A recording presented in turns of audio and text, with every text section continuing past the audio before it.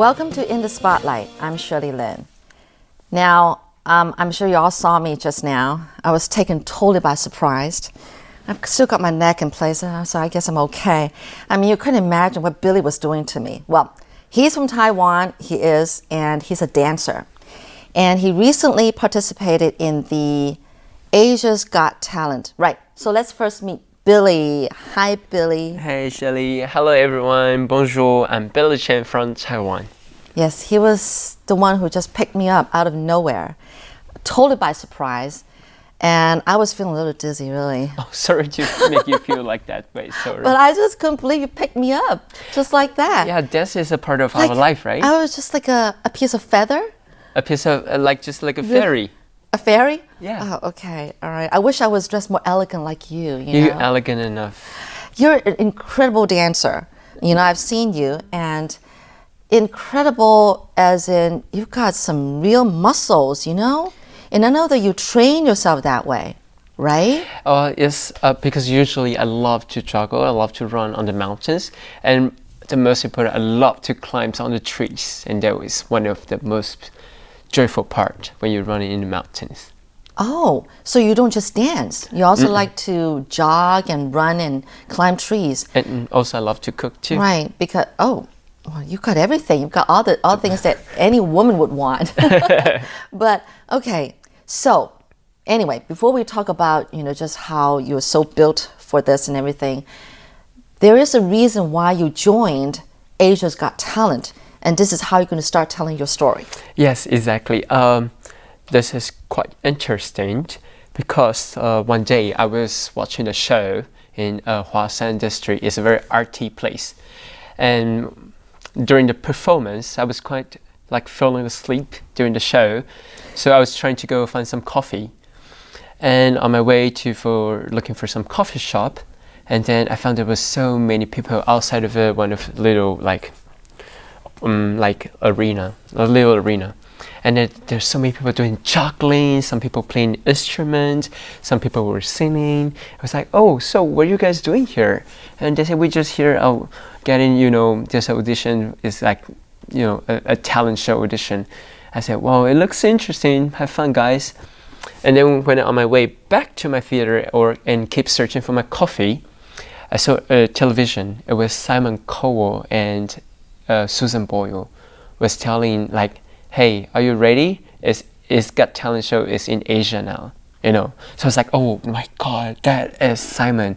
And so Susan, you mean you were watching, it was a TV commercial? It was just outside the arena. There was a television on the wall, and it was Simon Cowell was promoting the Got Talent show audition. Yeah, and then so that's why I made the connection between those people who ready for audition and Simon Cowell. So it's wow, is it that real? Because right now in Asia or in Taiwan, there's so many Got Talent show, this kind of brand. So was too many people want to make their dream come true, right?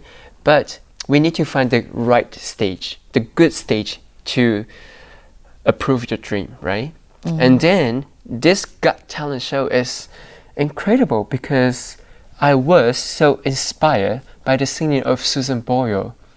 Her music, especially her first audition, was such a touching moment in my heart that I never ever forget.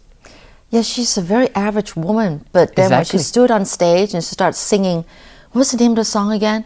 I dream a dream in time gone by. Yeah. Yeah. That was from Les Miserables.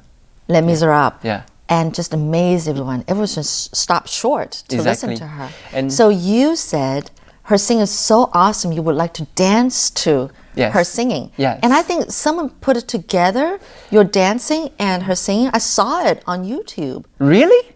I haven't seen that yet. Oh, you haven't? Because I guess somebody must have done that. Wow, because I dream a dream for the song. It's not just for Susan Boyle. It's not just her dream. I think because also the day when she auditioned for British Got Talent, Amanda, one of the judges, she was saying that her performance was one of the biggest wake-up call.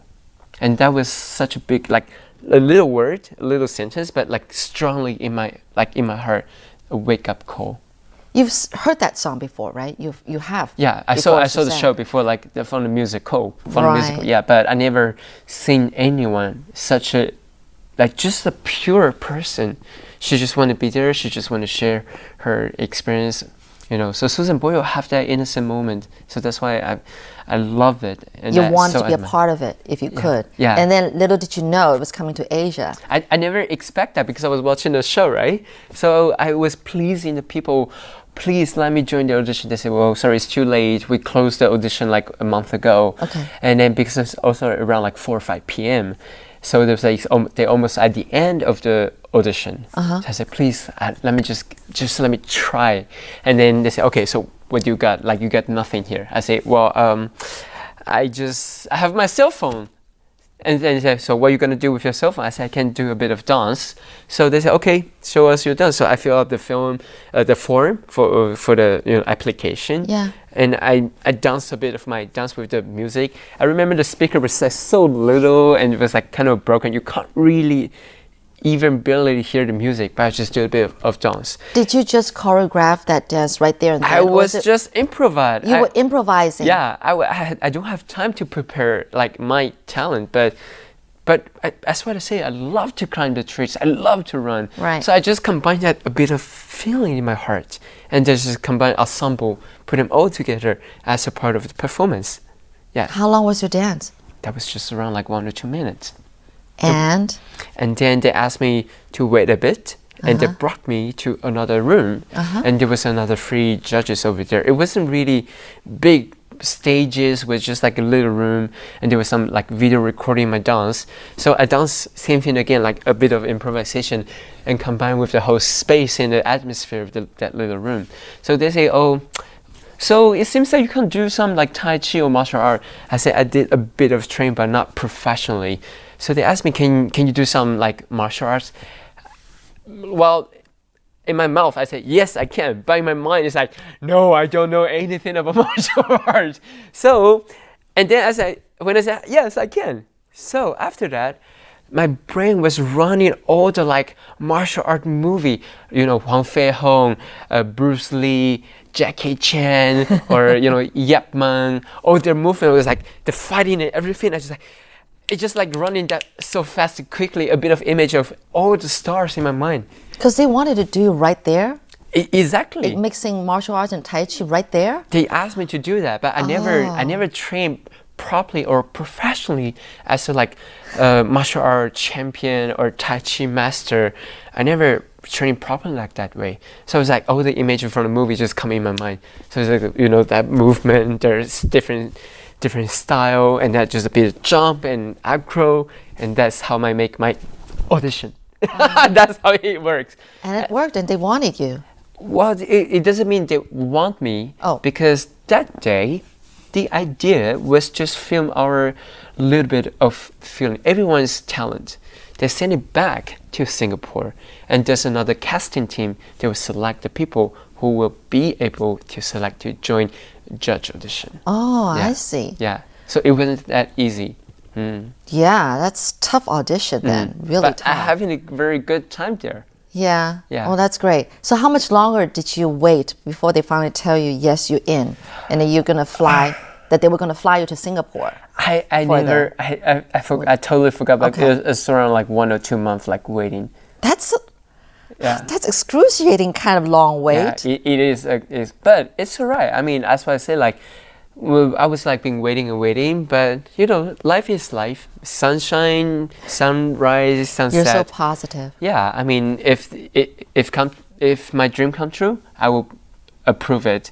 Yeah. But if not, I still follow the nature, the sunrise, sunset. But now I'm so appreciative because now they select me to be like in judge audition.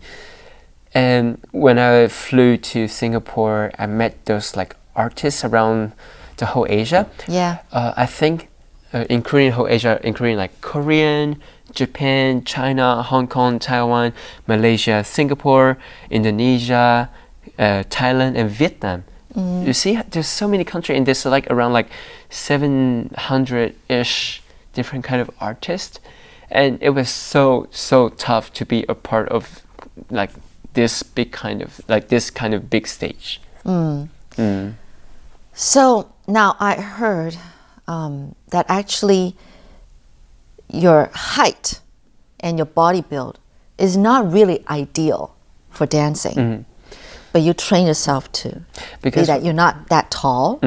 And I don't know, something about your dance teacher later, she said that actually maybe your proportion is not really that ideal as a dancer, and you're not as flexible, you're not really that pliable body-wise, but you train yourself, you force yourself to become flexible, become pliable, and you're amazing. You're a very positive person. See, you're not afraid of challenges. You say yes before you... Yeah, before I understand what I can do, yeah. Yeah, why? How come you're that kind of person? What made you this way? One time I was having a speech with few people, and then that is the idea of the theme is how we make our dream come true, right?